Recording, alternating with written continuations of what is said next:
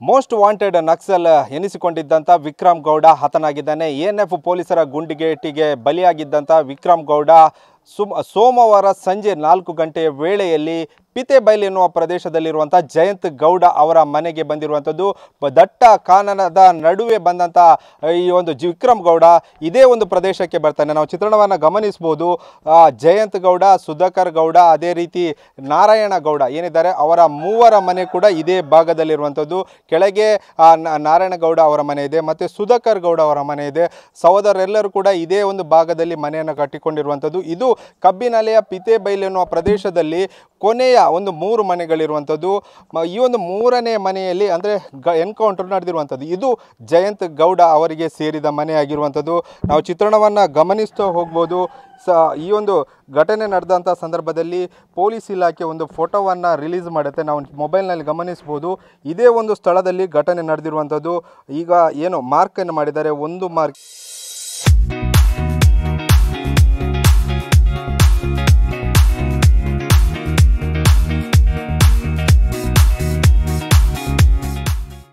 ಏನಿದೆ ಮತ್ತು 10 ಮಾರ್ಕ್ ಮತ್ತು ಕೆಲವೊಂದು ಮಾರ್ಕ್ಗಳನ್ನು ಮಾಡಿರುವಂಥದ್ದು.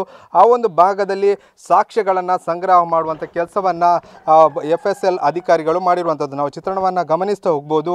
ಈ ಒಂದು ಸ್ಥಳದಲ್ಲಿ ಎನ್ಕೌಂಟರ್ ನಡೆದ ಸಂದರ್ಭದಲ್ಲಿ ಇದೇ ಒಂದು ಭಾಗದಲ್ಲಿ ಮೋಸ್ಟ್ ವಾಂಟೆಡ್ ನಕ್ಸಲ್ ಆಗಿರುವಂಥ ವಿಕ್ರಮ್ ಗೌಡ ಇರ್ತಾನೆ. ಇದನ್ನು ಗಮನಿಸಿದಂಥ ANF ಸಿಬ್ಬಂದಿಗಳು ಈ ಒಂದು ಮನೆಯನ್ನು ಫುಲ್ಲು ಕವರ್ ಮಾಡ್ತಾರೆ ಮತ್ತು ಪೊಸಿಷನಲ್ಲಿ ಇರ್ತಾರೆ. ಸುಮಾರು 6:30 ವೇಳೆಯಲ್ಲಿ ಈ ಒಂದು ಎನ್ಕೌಂಟ್ರು ನಡೆದಿರುವಂಥದ್ದು ಮತ್ತು ಪೊಲೀಸ್ ಇಲಾಖೆಯವರು ಕೂಡ ಮಾಹಿತಿ ಕೊಟ್ಟಿರುವಂಥ ನಾವು ಗಮನಿಸ್ಬೋದು.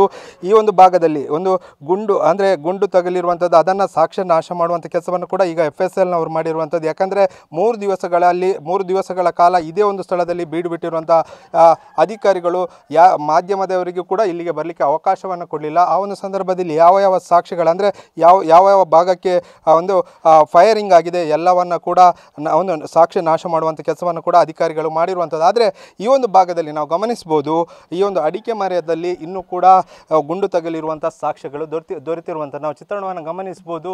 ಈ ಒಂದು ಭಾಗದಲ್ಲಿ ಅಂದರೆ ಈ ಒಂದು ಪ್ರದೇಶದಲ್ಲಿ ಅಂದರೆ ಜಯಂತ್ ಗೌಡ ಅವರ ಮನೆಯ ಸುತ್ತಮುತ್ತಲೂ ಕೂಡ ಈ ಒಂದು ಸಾಕ್ಷ್ಯಗಳು ಅಂದರೆ ಒಂದು ಫೈರಿಂಗ್ ನಡೆದಿದ್ದಕ್ಕೆ ಸಾಕಷ್ಟು ಸಾಕ್ಷ್ಯಗಳು ದೊರೆತಿರುವಂಥದ್ದು. ಸದ್ಯ ಈ ಭಾಗದಲ್ಲಿ ಫೈರಿಂಗ್ ನಡೆದ ಸಂದರ್ಭದಲ್ಲಿ ಮಾರ್ಕ್ಗಳನ್ನು ಕೂಡ ಹಾಕಿರುವಂಥದ್ದು. ಅಂದರೆ ಎನ್ಕೌಂಟರ್ನಲ್ಲಿ ಹತನಾಗಿದ್ದಂಥ ವಿಕ್ರಮ್ ಗೌಡ ಇದೇ ಒಂದು ಭಾಗದಲ್ಲಿ ಕುಸಿದು ಬೀಳ್ತಾನೆ.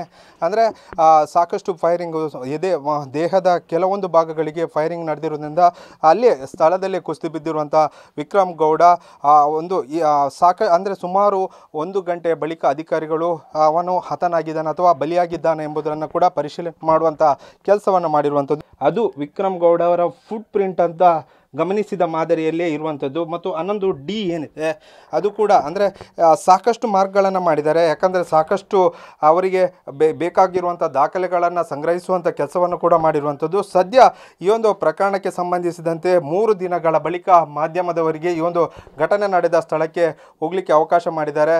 ಎಲ್ಲ ಸಾಕ್ಷ್ಯಗಳನ್ನು ಕೂಡ ಸಂಗ್ರಹಿಸುವ ಕೆಲಸವನ್ನು ಕೂಡ FSLನ ಅಧಿಕಾರಿಗಳು ಮಾಡಿರುವಂಥದ್ದು. ಸದ್ಯ ಪ್ರಕರಣಕ್ಕೆ ಸಂಬಂಧಿಸಿದಂತೆ ಇನ್ನೂ ಉಳಿದಂತಹ ನಕ್ಸಲರಿಗೆ ಸರ್ಚಿಂಗ್ ಆಪರೇಷನ್ ಕೂಡ ಕಬ್ಬಿನಾಲೆ ಭಾಗ ಆಗಿರ್ಬೋದು, ಅದೇ ರೀತಿ ಕಾರ್ಕಳದ ಯೂದು ಗ್ರಾಮ ಏನಿದೆ ಆ ಒಂದು ಭಾಗದಲ್ಲಿ ಸರ್ಚಿಂಗ್ ಆಪರೇಷನ್ ಕೂಡ ನಡೀತಿರುವಂಥದ್ದು. ಕ್ಯಾಮರಾಮ್ಯಾನ್ ರಾಮ್ ಜೊತೆ ಪ್ರಜ್ವಲ್ ಅಮೀನ್, TV9 ಕಬ್ಬಿನಾಲೆ.